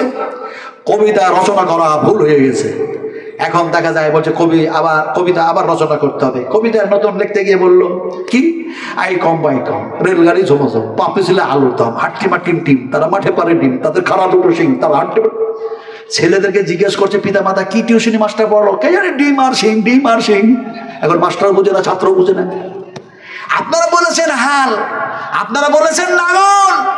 আল্লাহ পাক শোনাচ্ছেন, শুনুন মুসলিম শরীফের হাদিস, বিশ্বাস করুন বুখারী শরীফের মধ্যে হয়েছে, আপনারা যখন ভালো কাজ করবেন, হাফেজ বানালেন, আলেম বানালেন, হাফেজা বানালেন, মাদ্রাসা বানালেন, মসজিদ বানালেন, এটাকে ভালোবাসলেন, শরীরের যেন রক্ত ঘামানো, টাকা পয়সা, সোনা চাঁদি দিয়ে সবকিছু দিয়ে সাহায্য করলেন। যখন আপনি যেন দেখা যায় আল্লাহর স্বর্গে যাবেন, জান্নাতে যাবেন, আল্লাহ সে সময় যেন বলবেন উদখুলুহা বিসালামিন আমিন, এর মধ্যে প্রবেশ করো। আর এটা হচ্ছে যেন শান্তির জায়গা, আর এটা হলো নিরাপত্তার জায়গা। আপনাকে আল্লাহ যেন জান্নাতের মধ্যে, স্বর্গের মধ্যে প্রবেশ করায়া দিল। তারপরে যেন আপনি আল্লাহকে বলবেন আমাকে হাল দাও। নবীজি বলছেন আপনি বলবেন হাল দাও, নাঙল দাও। আল্লাহ জানবেন, তারপরও যেন হাসবেন আর বলবেন কোন বান্দার বান্দা। এই জান্নাতের স্বর্গে আসার পরও নাঙল চাই, হাল চাই। আমি সেই দিকে গেলাম না। হাল আপনারা চাইবেন, নাঙল চাইবেন, জমি চাইবেন, চাষ করতে চাইবেন, আল্লাহ বলবে বান্দা এরকম চাইছিস কেন বল, আমি তো পারি সব করতে, কেন কেন চাইস? তখন ওরা বলবে লাহুম মা ইয়াশাউনা ফিহা ওয়া লাদাইনা মাজিদ। ওরা যেন বলবে আল্লাহ তোমার ওয়াদা আছে, তুমি বলেছো এই স্বর্গে আসার পরে যা চাইবা আমি সব দিয়ে দেবো, ওয়ালা দেই না মাজিদ, এর চাইতে বেশি, তার মানে আমি আল্লাহ দেখা দেব। সুবহানাল্লাহ বললেন না, এটা জন্য সুবহানাল্লাহ। ইনশাআল্লাহ আমি যদি কখনো আসি এর বিস্তারিত আলোচনা বিশ্লেষণ করবো ইনশাআল্লাহ। এখন দেখা যায় ওই যে নাতি পোতার জন্য, ছেলে মেয়ের জন্য যে বুড়ো দুনিয়া করছে, ও ঘাড়ে এখন নাঙল নিয়েছে আর দুইটা গরু নিয়েছে। ওই গরুর যেন দেখা যায় ঘাড়ে যেন জোয়াল দিয়েছে, দিয়ে মাঠে নিয়ে যাচ্ছে বর্ষার সময়। এখন হাল বোয়াচ্ছে, চাষ করছে। চাষ করতে করতে করতে শরীরে কাঁটা টাটা লেগে একাকার, মাটি টাটি লেগে একাকার, আর কপালের ঘামগুলো যেন হাতে পুছে আর বলে আহ আহ আহ, আমার কি ছেলে নেই, আমার কি মেয়ে নেই, আমার কি আত্মীয় স্বজন নেই, আমার কি কেউ নেই? যারা আছে তাদের জন্য এত কষ্ট করে দুনিয়া করছি, এই চাষবাস করছি, তারা কি আমার খবর নেবেন না? তারা কি আমার খবর নেবেন না? তার মানে আমার জন্য কি কেউ একটু খাবার নিয়ে আসবে না? এই মনে মনে মনে ভেবে হালবা অবস্থায় পিছন দিকে তাকায়া দেখে যে কেউ এসছে কিনা, দেখছি ছেলেও নেই, মেয়েও নেই, তার আত্মীয় স্বজন, তার খবর কেউ নেই। বুড়ো মানুষ যেন হাল বোয়াচ্ছে কষ্ট করে, কষ্ট করে হাল বোয়াচ্ছে। এমন সময় বুড়ো বলে হাই, যাদের জন্য দুনিয়া করছি তারা আমার খবর নেই না, আমি তাদের জন্য মরি আর এত কষ্ট করি। আবার যেন পিছন থেকে চেয়ে দেখি তো এবার কেউ এসছে নাকি। দেখে এক সুন্দরী, এক রূপসী, এক তরুণী, এক যুবতী, এক মহিলা যেন দাঁড়ায়া। বৃদ্ধ মানুষটা বলে তুমি তো আমার কেউ না, তুমি তো আমার রিলেটিভের মধ্যে কেউ না, আমার বংশের মধ্যে কেউ না, তুমি এখানে দাঁড়িয়ে দাঁড়িয়ে কি দেখো? মহিলা সুন্দরী যুবতী নারী মেয়েটা বলে ও বুড়ো, তোর দুনিয়া করা দেখি, দুনিয়া করা, বয়স হয়ে গেছে, এখনো দুনিয়া করো, দুনিয়া করো, আল্লাহ বলে ভুলে গিয়েছো, দুনিয়া করো, তোমার দুনিয়া করা দেখছি। বুড়ো মানুষের রাগ হয় খুব। রাগ হলে কি করবেন আপনারা? এই রাগ হলে কি করবেন? হায় হায় হায়, লাঠি সেটা বাড়ি করবেন নাকি? নবীজি বললেন যদি রাগ হয়, যদি রাগ হয়ে যায় তাহলে দেখা যায় উজু করে নাও, সুন্দর করে উজু করে নাও। এরপরে যদি রাগ কন্ট্রোল না হয় তাহলে পরে এমনি করে যেন দেখা যায় পানি পান করে নাও। এরপরেও যদি দেখা যায় রাগ কন্ট্রোল না হয়ে যায় তাহলে তোমরা যেন মাটির মানুষ, মাটিতেই শুয়ে যাও, আর নাফাসাফা করতে পারবে না। আল্লাহ পাক কি বললেন? ওয়াল কাদিমিনাল গায়দা ওয়াল আফিআনিন নাস ওয়াল্লাহু ইউহিব্বুল মুহসিনিন। যারা রাগ কন্ট্রোল করে, মানুষকে ক্ষমা করে, নিশ্চয়ই তারা ভালো মানুষ, আমি আল্লাহ তারাকে মহব্বত করি। সুবহানাল্লাহ। কিন্তু বুড়ো মানুষটা রাগ দেখায়া হালটাল ছেড়ে দিয়ে হাতের কাঁটা টাটাগুলো পানিতে ধুয়ে ওই মহিলার কাছে গেছে, গিয়ে বলে এই সুন্দরী রূপসী, তুমি আমার দুনিয়া করা দেখো, তুমি আমার প্রতি এত তোমার মায়া। তো বুড়ো বলছে তুমি যখন মায়া দেখে আমার দুনিয়া করা দেখছো দাঁড়িয়ে দাঁড়িয়ে, আমি বিয়ে করবো তোমাকে। হায় হায় হায় হায়, এমনি তো মরে দুনিয়া করতে গিয়ে, এখন বুড়ো বলছে আমি তোমাকে বিয়ে করবো। সুন্দরী রূপসী তরুণী মহিলা বলছে দেখো তুমি যদি আমরা বিয়ে করো, আমি বিয়ে করতে রাজি আছি, কিন্তু চলো কাজের কাছে চলো। সে বিয়ে করাবে, আমি বিয়ে করে নেবো, তুমি বিয়ে করে নেবে, দুনিয়া আরো ভালো করে করো। দেখেন না মানুষ দুনিয়া ভালো করে করছে, মোচ সাদা হয়ে গেছে, দাড়ি সাদা হয়ে গেছে, মাথার চুল সাদা হয়ে গেছে, তারপরে যেন কালো কালো কি যেন লাগাচ্ছে না, কি কি লাগাচ্ছে না? কলপ। হ্যাঁ ঠিক, কলপ। এখন কলপ টলপ লাগাইয়া স্ত্রী সামনে গেছে, বলে দেখো আমি কেমন যুবক। কিন্তু স্ত্রী তো ভালো করে জানে তুমি ক সেকেন্ডের যুবক, ও ভালো করে জানে, খামাখা ধোকা দেয়। নবীজি বলেছেন খবরদার, কালো কলপ করতে পারবে না। যদি আমি নবীর সুন্নাত আদায় করো তাহলে মেহেন্দি কালার দাড়িতে মাথাতে লাগাও, আমি নবীর সুন্নাত আদায় হয়ে যাবে। সেটা যদি না করো তোমার দাড়ি যত পাকবে আল্লাহ পাক তোমার সম্মান বাড়ায় দেবে। আর শুধু দুনিয়াবি সম্মান নয়, এক একটি যেন দাড়িতে আল্লাহ পাক এক একটা নূর কিয়ামতের মাথায় দান করবে। সুবহানাল্লাহ। খামাখায়রা দাড়ি রং করছে, যাকে সেদিকে আমি যাবই না। আমার ভাইরা এখন দেখা যায় বললো চলো কাজীর কাছে চলো। কাজীর কাছে গেছে, কাজী বললো কি করতে এসছো তোমরা? একজন বুড়ো আর একজন সুন্দরী রূপসী তরুণী, এসছো কেন? তো বুড়ো বলছে আমি একে বিয়ে করব, তুমি ওর সাথে আমার বিয়ে পড়িয়ে দাও। কাজী বলে সে হলো তরুণ, বয়সটা দেখা যায় কাঁচা, এমন সময় দেখা যায় সে যেন বলে, ও বুড়ো মানুষ শোনো, এই সুন্দরী রূপসীকে তুমি বিয়ে করতে কি চাও? বলে হ্যাঁ চাই। তাকে বললো তুমি কি চাও? বলে হ্যাঁ চাই। এমন সময় দেখা যায় কাজী বলল, শোনো বৃদ্ধ মানুষ, আমি কসম খেয়ে বলি আল্লাহর, এর সৌন্দর্য আল্লাহ পাক যা দান করেছেন এর সৌন্দর্য তুমি বজায় রাখতে পারবে না, ফলে তুমি বিয়ে করতে পারবে না। আমি যুবক, আমি কাজী, আমি এর বিয়ে করব। ঝগড়া শুরু করে দেবো। আজকে ঝগড়া হচ্ছে না? America, Europe, Britain, Bharat, Bangla, Pakistan, বুঝুন ভালো করে, আমি অত খুলে খুলে বলবো না, ফিলিস্তাইন, ইসরায়েল ইত্যাদি ইত্যাদি, আমি কি যাবো না। ওরা ঝগড়া শুরু করলো। ওই সুন্দরী রূপসী তরুণী বলছে, এই বুড়ো ঝগড়া করো না, কাজী তুমি ঝগড়া করো না। ও একটা আয়াত ফিট করলো। কি বললো? সুন্দরী রূপসী তরুণী বললো, ফাইন তানাযাতুম ফি শাইইন ফারুদ্দুহু ইলাল্লাহি ওয়ার রাসূল। তোমরা যখন কোনো সমস্যায় পড়বে তা দিয়ে ঝগড়া না করে আল্লাহ এবং আল্লাহর রাসূলের সম্মুখীন হও। কোরআন এবং হাদিস যা ডিসিশন দেয়, যা ফয়সালা দেয়, তা মাথা নত করে মেনে নাও।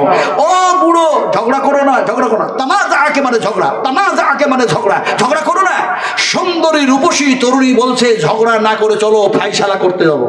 বলে কোথায় যাবে? বলে রাজার কাছে। রাজার কাছে গেছে, রাজাকে গিয়ে সব ঘটনা শোনালো। এখন রাজা বলল যে, বৃদ্ধ মানুষটা, তোমার জমি কতগুলো আছে? তুমি কত বিঘা জমির মালিক? বৃদ্ধ মানুষটা রেগে বলে, আপনি জানেন না আপনাকে কর দিই, খাজনা দিই, সব দিই, আমি কত বিঘা জমির মালিক আপনি জানেন না? 110 বিঘা জমির আমি মালিক, তাই তো আমি বিয়ে করতে চেয়েছি। রাজা বলল, শোনো, সেই আল্লাহর কসম খেয়ে বলি, এমনি করে তুমি যদি 110 বিঘা কেন, এমনি করে 100 কোটি 10 লাখ একর বিঘার জমির যদি তুমি মালিক হও, তারপরেও যেন এই সুন্দরী মেয়ের যেন সৌন্দর্য বজায় রাখতে পারবে না, ফলে বুড়ো তোমাকে আমি বিয়ে করার অধিকার দিতে পারবো না। কাজী বিয়ে পরে তুই ক টাকা পাস রে? এই ক টাকা পাস? তুই য টাকা পাস, তোর তো নিজেরই সংসার চলে না, এই সুন্দরী রূপসীকে বিয়ে করতে চাস? আমি রাজা, আমার মালের অভাব নয়, আমি বিয়ে করব। হায় হায়, কি যেন সমস্যা। রাজা বলে আমি বিয়ে করব। এমনি করে দেখা যায় কাজী বলে আমি বিয়ে করব। চাষি যেন বৃদ্ধ মানুষ বলে আমি বিয়ে করব। এখন সেই সুন্দরী রূপসী তরুণী বলল, তোমরা ঝগড়া না করে এক কাজ করো, তোমরা যখন আমারে বিয়ে করতে চাইছো আমি বিয়ে করব, তবে শর্ত হলো এটাই, আমি ছুটতে শুরু করলাম, তোমরা আমার পেছনে দৌড়াও, তোমাদের তিনজনের মধ্যে যে আগে আমাকে প্রথমে ধরে নেবে, কথা দিচ্ছি আমি তার বিয়ে করে নেব। এখন সুন্দরী রূপসী তরুণী যুবতী ছুটতে শুরু করলো। এরা যেন দেখা যায় তার পিছনে দৌড়াতে লাগলো। দৌড়াতে রাজার তো আর কাজ করা অভ্যাস নাই, কেমনে যেন হুটুপুটু করে লেগে গেল পায়ে একটু কাপড়, উজটকে পড়লো মুখের ভরে। এমনি করে দেখা যায় সঙ্গে সঙ্গে পড়ার সাথে সাথে কলিজা ফেটে গেল, নাক দিয়ে কান দিয়ে রক্ত আসতে লাগলো। মালিকুল মউত আসলো, রাজার জান কবজ করে নিয়ে চলে গেল। ওর বিয়ে করার শখ শেষ। কথা বুঝেন কিনা? আছে দুইজন। এখন বৃদ্ধ মানুষ বলছে, অত সহজে হার মানবো না। চাষ করে করে, ছোট্টবেলা থেকে কাজ করে করে স্ট্রং হয়ে আছি, অত তাড়াতাড়ি হার মানবো না। এ যেন ওই কাজের চাইতে বেশি জোরে ছুটতে গেছে। আলে কেমনে করে যে পাটা লাগলো, মুখের ভারে সেও যেন পড়লো। মালিকুল মউত আসলো, তারও জানটা কবজ করে নিয়ে চলে গেল। এখন কাজী তরুণ এ যেন ছুটতে আছে। সেকেন্ডের মধ্যে সে সুন্দরী রূপসী তরুণী পর্বতের উপরে চেপে বলে, এখনো ধরতে পারো না, শর্ত আছে ধরা। দুইজন শেষ হলো, তুমি এখনো ধরতে পারো নাই। এখন এই যুবক কাজী এখন দেখা যায় পর্বতের উপরে তাকে ধরার জন্য চেপেছে। সেকেন্ডের মধ্যে সুন্দরী রূপসী তরুণী পর্বত থেকে নিচে এসছে, বলে এখনো ধরতে পারো নাই। এমন সময় যুবক পাহাড়ের ওপর থেকে ঝাঁপ দিয়েছে ধরার জন্য। বাস একই খেলা, একই সিন ঘটে গেল।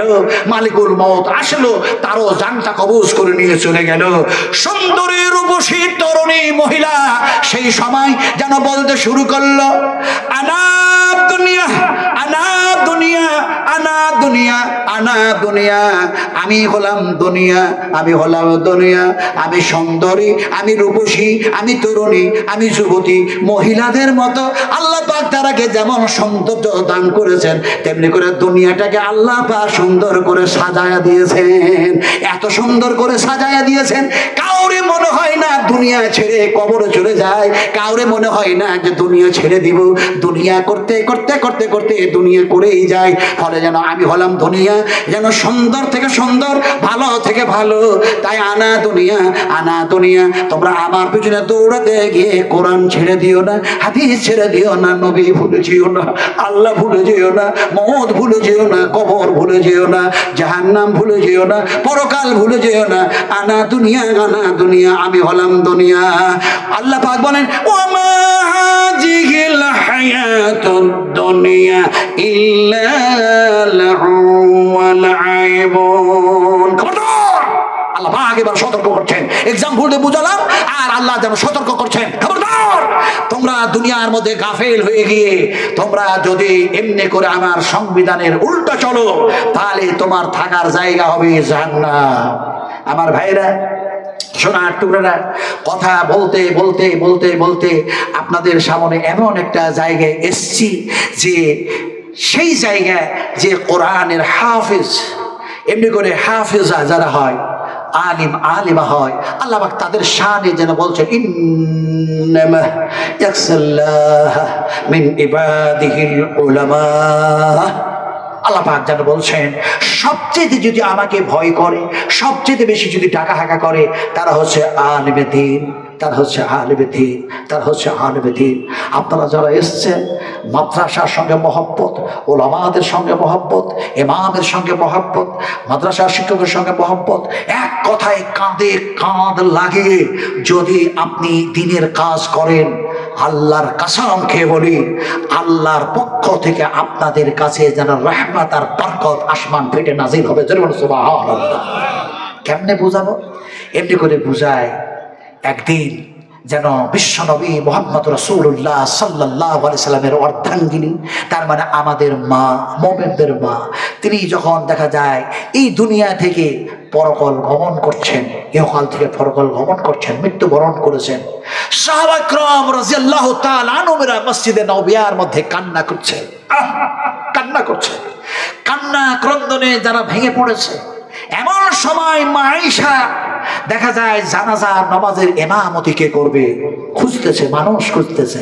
আরে অনেক দামি দামি মানুষ আছে, অনেক ভালো ভালো মানুষ আছে, অনেক জ্ঞানী জ্ঞানী মানুষ আছে, অনেক শিক্ষিত মানুষ আছে, অনেক যেন দেখা যায় উত্তম মানুষ আছে, কিন্তু দেখা যায় যারে খুঁজছেন সে যাতে দেখা যায় একজন যেন এমনি করে কোরআনের হাফেজ হয়, যেন এমনি করে হাদিসের হাফেজ হয়।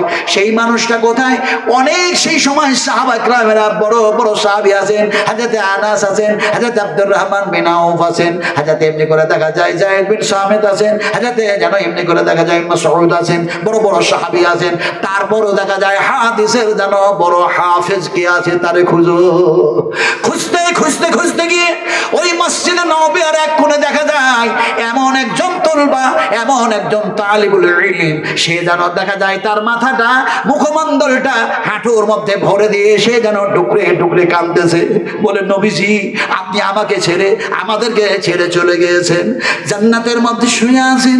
আর দেখা যায় এমনি করে আমাদের মা উম্মাহাতুল মুমিনিন মা আয়েশা মা মা বলে ডাকলেও যেন দেখা যায় মনের মধ্যে তৃপ্তি হবে। কিন্তু মা যদি চলে যায়, বার মা মা বলে কেমনে মনের মধ্যে তৃপ্তি দেব? যাদের মা আছে মায়ের সেবা করবেন, আব্বা আছে আব্বার যত্ন করবেন, স্নেহ করবেন, ভালোবাসা দিবেন। কোনটা যে হাদিস আমি ব্যান করবো, আমার মাথায় হাদিস গিজগিজ করছে, কোনটা বলি? একজন যেন তরুণ যুবক, সে যেন দেখা যায় জিহাদের ময়দানে যাবার জন্য কাতারে দাঁড়ায়া, লাইনে দাঁড়ায়া, নবীজি বললেন তুমি কোথায় যাবে সাহাবী? যুবকটা বলল ইয়া রাসূলুল্লাহ আমি জিহাদের ময়দানে যাব, আল্লাহর নৈকট্য লাভের উদ্দেশ্যে গিয়ে আমি যেন দেখা যায় শহীদ হয়ে যাব। নবীজি বললেন তোমার কেউ নাই? ওই সাহাবীটি বললেন দুইজন ছিল, একজন পিতা, একটি যেন মাতা। তার মধ্যে পিতা যেন অমুক জিহাদের ময়দানে শহীদ হয়ে গিয়ে আল্লাহর কাছে জমা হয়ে গিয়েছেন। এ সময় দেখা যায় আবার মা আছে, আবার যেন মা আছে, আমার সে মায়ের বয়স হয়ে গিয়েছি, ফলে যেন আমি আর থাকতে চাই না, আব্বার কাছে গিয়ে সেই আল্লাহর কাছে গিয়ে জমা হয়ে যেতে চাই। নবীজি বললেন জিহাদের ময়দানে যাওয়া লাগবে না, জিহাদের ময়দানে যাওয়া লাগবে না, বাড়ি ফিরে যাও আর তোমার মায়ের খিদমত করো, সেবা করো। আমি রাসূলুল্লাহ বলছি, যে জান্নাতের আশায় তুমি ওই জায়গায় যেতে চাইছিলে, সেই জান্নাত যেন তোমার মায়ের দুই পায়ের নিচে যেন আল্লাহ রেখে দিয়েছে। এটা আমি বাংলায় বললাম। ইমাম বুখারী রাহমাতুল্লাহ আলাইহি বুখারী শরীফের মধ্যে বিশ্ব নবীর এই কথাটাকে কোট করে দেওয়া হয়েছে। ভাষাগুলি কি শুনুন। আল্লাহ নবী বললেন ইজহাব ইজহাব ইজহাব ইজহাব, বাড়ি ফিরে যাও, বাড়ি ফিরে যাও। ফাকরিমহা ফাকরিমহা ফাকরিমহা, তোমার মাতা পিতার সম্মান করো, ইজ্জত করো, খিদমত করো, সেবা করো, যত্ন করো। ফাইন্নাল জান্নাতা তাহতা রিজলাইহা, নবীজি বললেন সেই জান্নাত যেন তোমার মায়ের দুই পায়ের নিচে আল্লাহ রেখে দিয়েছে। হায়রে, আমরা মায়ের খিদমত করি না, আব্বার খিদমত করি না। যে মা পেটের মধ্যে রেখে এত আদর করলো, কত কষ্ট করলো, মারে খেতে দিই না। দুনিয়া করতে করতে মা, হাই মা, যা ঋণ শোধ করা যাবে না। আমরা সবাই মিলে বলি রব্বিরহামহুমা কামা রাব্বায়ানি সাগীরা। সবাই মিলে বলুন রব্বিরহামহুমা কামা রাব্বায়ানি সাগীরা রব্বিগফিরনি ওয়ালিওয়ালিদাইয়া ওয়ালিল মুমিনিনা ইয়াওমা ইয়াকুমুল হিসাব। আমার ভাইরা, যে কথাটা আমি বলতেছিলাম, সেই তোলবা যেন কাঁদতেছে, হাদিসের হাফেজ যেন কাঁদতেছে। তাকে গিয়ে বলল, তুমি কান্না করো মা, মা উম্মাহাতুল মুমিনিন মা আয়েশা, তিনার জানাজার ইমামতির দায়িত্ব তোমারই দেওয়া হলো, তোমারই ইমামতি করতে হবে আজ। আল্লাহু আকবার। সহিহ হাদিস বয়ান করছে, বিশ্বাস করো। যে তোলবা হচ্ছে হাদিসের হাফেজ, তিনি অন্য কেউ না, তিনি হলেন হযরত আবু হুরায়রা রাদিয়াল্লাহু তাআলা আনহু। সুবহানাল্লাহ। আমি যখন জান্নাতুল বাকিয়ার মধ্যে গেলাম, তখন দেখলাম 10,000 সাহাবী শুয়ে আছেন। আর দেখা যায় মা আয়েশার কবর, হযরত উসমান গনির কবর, আর দেখা যায় অন্যান্য পৃথিবীর মানুষের কবর জান্নাতুল বাকিয়ার মধ্যে। আমি সেখানে যখন গেলাম, তখন মনে পড়ে গেল নবীজির হাদিস, মনে পড়ে গেল এই জায়গারই কথা তো নবী বলেছেন, এই জায়গাটার কথাই বলেছেন যে 70,000 এই জান্নাতুল বাকিয়া থেকে মানুষগুলি বেহিসাব জান্নাতে চলে যাবে। সুবহানাল্লাহ। কান্না করে বলেছিলাম, আল্লাহ, এই জান্নাতুল বাকিয়ার মধ্যে 70,000 মানুষ যদি বেহিসাব জান্নাতে যায়, তার মধ্যে তুমি একজন আমাকে গণ্য করে নাও। যেহেতু নবীর এটা কথা, নবীর কথা কখনো মিথ্যা নয়, নবীর কথা হচ্ছে সত্য। কথা বলতেছিলাম আমার ভাইয়েরা, হযরত আবু হুরায়রা উঠলেন।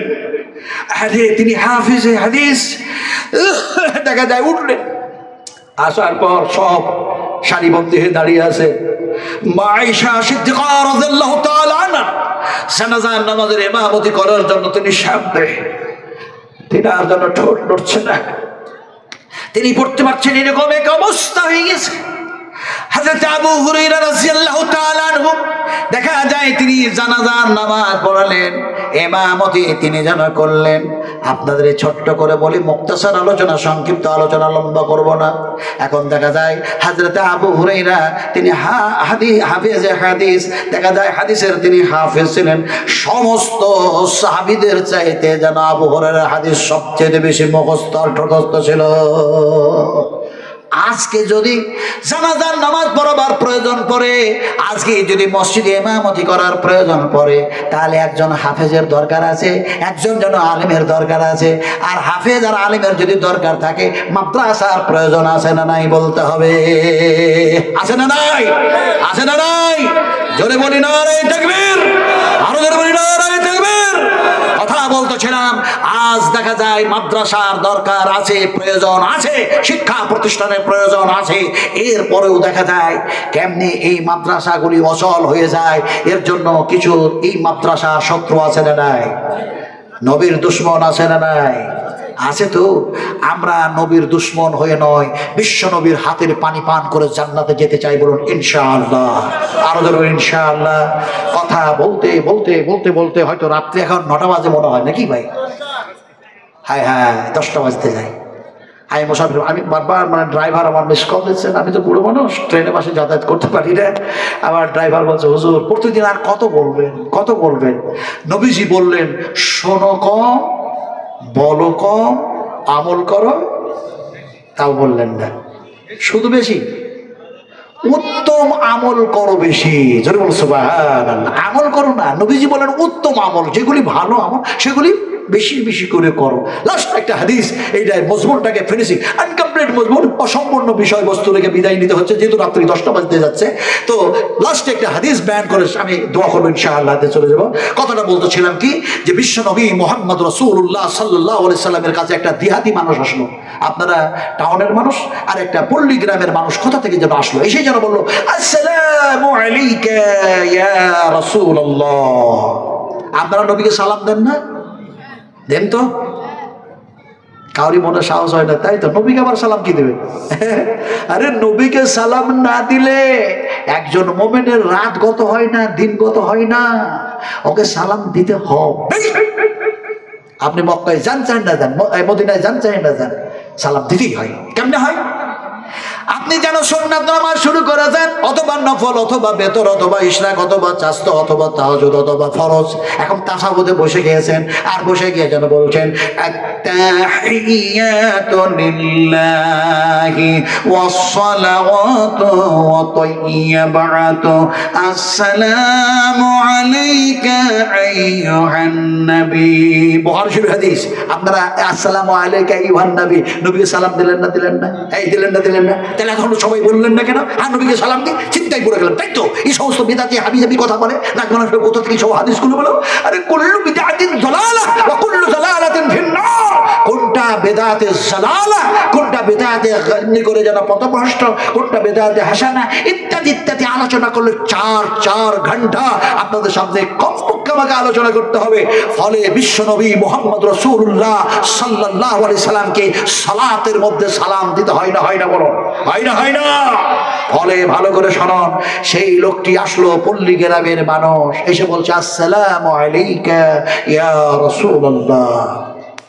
নবীজি খেজুর খেলেন। কি খেলেন বলো?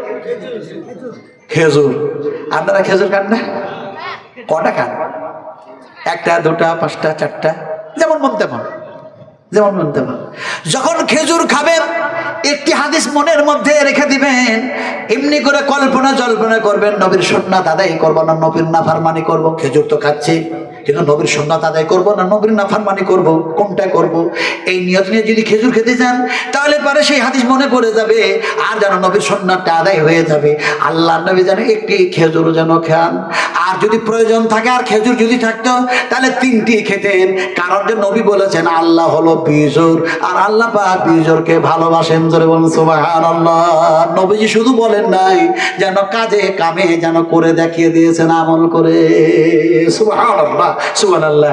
এখন খেজুর খেলেন, আর খাওয়ার পর রাসূল আকরাম সাল্লাল্লাহু আলাইহি সাল্লাম শাহাদাতের আঙুলটা এটা যেন চুষলেন, লেলানিগুলি আসছে, এ দিয়ে কি হয় কি হয় ডাক্তারদেরকে জিজ্ঞেস করবেন, নবীজি বলে দিয়েছেন। যাক, আমি সেদিকে আর যাচ্ছি না। এখন দেখা যায় বিশ্বনবী মুহাম্মদ রাসূলুল্লাহ সাল্লাল্লাহু আলাইহি সাল্লাম খাবার খাওয়ার পর তিনি একটা দোয়া পড়লেন। দোয়াটা কি বললেন? ইমাম বুখারী রাহমাতুল্লাহ আলাইহি বুখারী শরীফের মধ্যে সেই দোয়াটাকে নিয়ে এসেছেন। আমি শোনায় দিই এমনি করে, যেন এই নবীজি দোয়া পড়লেন, আলহামদুলিল্লাহি হামদান কাসীরান তাইয়্যিবান মুবারাকান ফি গায়রা মাগফিয়ান ওয়ালা মুওয়াদ্দিয়ান ওয়ালা মুস্তাগনান আনহু রাব্বানা। আপনাদের এই দোয়া তো জানা আছে? জানা আছে তো? নাই? সব কালকে মাদ্রাসায় ভর্তি হন, সব ভর্তি হয়ে যান। কোনটা যে হাদিস বলবো? মুসলিম শরীফ হাদিস, বুখারী শরীফ হাদিস। হাদিসের রাবী যিনি বর্ণনা করছেন, বয়ান করছেন, তার নাম হলো বারা ইবনে আযাব রাদিয়াল্লাহু তাআলা আনহু। তিনি নবীর কাছে বসে আছেন।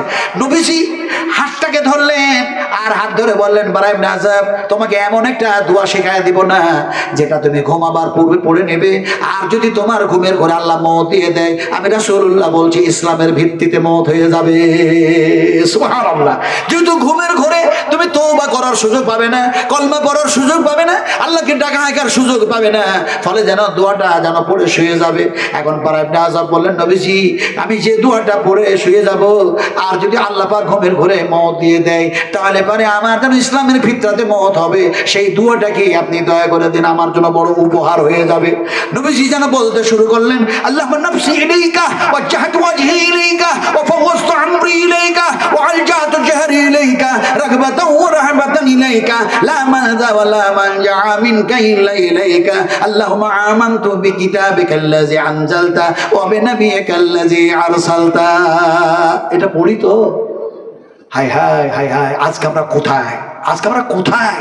আমাদের শিক্ষা, আমাদের সেই সৌন্দর্য, আমাদের সেই আদর্শ আজ কোথায় আমরা হারিয়ে ফেলেছি। ভাই কথা বলতেছিলাম, উনি এসে যেন সালাম দিলেন, আসসালামু আলাইকা ইয়া রাসূলুল্লাহ। নবীজি আপনি এত বেশি কিছু শোনাবেন না, অল্প শুনে যাতে আমল করতে পারি, আল্লাহর যাতে জান্নাত লাভ করতে পারি, এই ধরনের কিছু কলিল কলিল কলিল কম কম কম এরকম কিছু আমাকে হাদিস আপনি শোনান, আপনি কথা শোনান। আল্লাহর নবী সে সময় বললেন, এই আল্লাহর বান্দা, এই আল্লাহর বান্দা, এই আল্লাহর বান্দা, এক আল্লাহর সঙ্গে শিরক করো না, এক আল্লাহর সঙ্গে শিরক করো না, ইন্না শিরকা লাযুলমুন আযীম। খবরদার, এই গুনাহ হচ্ছে সবচেয়ে বড়। খবরদার, এক আল্লাহর সঙ্গে এমনি করে কাউকে শরীক করো না। এই আল্লাহর বান্দা, এই আল্লাহর বান্দা, ফরজ সালাত, ফরজ সিয়াম, ফরজ নামাজ, ফরজ রোজা ছেড়ে দিও না, ছেড়ে দিও না, ছেড়ে দিও না, ছেড়ে দিও না। এই আল্লাহর বান্দা, এই আল্লাহর বান্দা, এই আল্লাহর বান্দা, যাকাত দেওয়া বন্ধ করো না, বন্ধ করো না। তিনটা কথা নবীজি বলে দিলেন, বাস, খুব কম কথা বললেন। আর সেই মানুষটা, পল্লী গ্রামের মানুষটা শোনার সঙ্গে সঙ্গে বললেন, আল্লাহ আল্লাহ আল্লাহ ওয়াল্লাহি, আমি এক আল্লাহর কসমকে বলি ইয়া রাসূলুল্লাহ, আপনি যতটা বললেন তার কমও করব না, তার বেশিও করব না, তার কিঞ্চিত পরিমাণ কম করব না, তার কিঞ্চিত পরিমাণ বেশি করব না। কসম খেয়ে নবীর সঙ্গে কথা বলে লোকটা বিদায় নিচ্ছে। সাহাবায়ে কেরামরা সেখানে যারা বসেছিলেন লক্ষ্য করলেন সাহাবীদের দিকে, আর নবী বললেন, ও আমার সাহাবীরা, ওই মানুষটার দিকে চেয়ে দেখো, ওই মানুষটার দিকে চেয়ে দেখো, ওই মানুষটার দিকে চেয়ে দেখো, যে মানুষটি কসম খেলো আর বললো এর কমও করবো না, বেশিও করবো না। নবীজি আমি রাসূলুল্লাহ বলছি এই লোকটা হলো জান্নাতি। আমরাও যদি নবীর কথা মোতাবেক যদি আমাদের জীবন বাস্তবায়ন করি, তার কমও না করি, তার বেশিও যদি না করি, নবী যতটা বলেছেন ততটাই যদি করি, আমরাও জান্নাতি হব, বলুন ইনশাআল্লাহ। আরো দেবো ইনশাআল্লাহ। আপনাদের কাছে বলতে চাইলাম, শুনি কম, বলবো কম, আমল করবো বেশি, উত্তম আমল করবো বেশি, বলি ইনশাআল্লাহ। আর বলবো, আর বলবো কত? 10টা 15, আরো 15 মিনিট আছে, 11টা, আরো বেড়ে গেল, 12টা পর্যন্ত। কত বোঝেন কিনে আবার ভাইরা? আল্লাহ আল্লাহ রাসূলের কথাগুলি শুনতে শুনতে আর বলতে বলতে দেখা যায় শুনতেই মন যায়, বলতেই মন যায়। কথা বোঝেন কিনে? তবে কেউ উঠবো না আমরা, আমি মুসাফির মানুষ, আপনাদের জন্য দোয়া করব। দোয়া জানেন তো, দোয়া